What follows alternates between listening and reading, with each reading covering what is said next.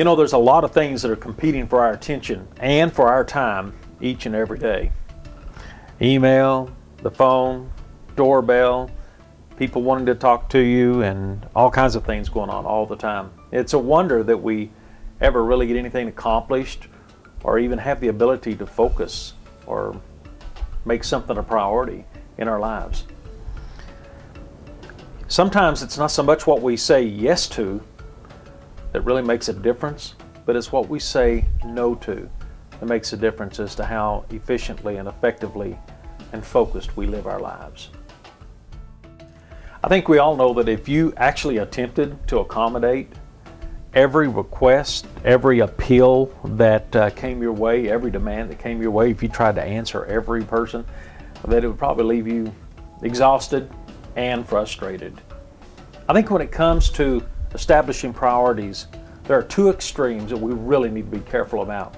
And the first extreme is basically being too narrow or too constrictive and too shut off from people. And then I think the other extreme is too accommodating, too wide open, to where our time is not our own and other people are guiding our lives rather than us being moved according to our own conviction and our mission and our plan for our life. You know, Jesus really lived his life much differently. I believe he was very accommodating and receiving and open to people as long as it did not interfere with his mission, his purpose, or his direction in life.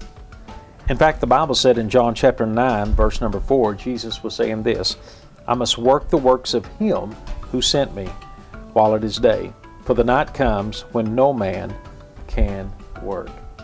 Jesus was just filled with this sense of direction and purpose and mission in his life and wouldn't let anything compete against that. I think when you and I ignore our mission and get pulled off of our purpose and what God has called us to do and God has called us to focus on, that it becomes so easy for other people to co-op our time, co-op our energy and our resources and make it their own rather than you and I really focusing on what God has called us to do. Today in your discussion, you're going to wrestle with a couple of questions that are going to help you bring some real clarity to God's purpose and his vision for your life.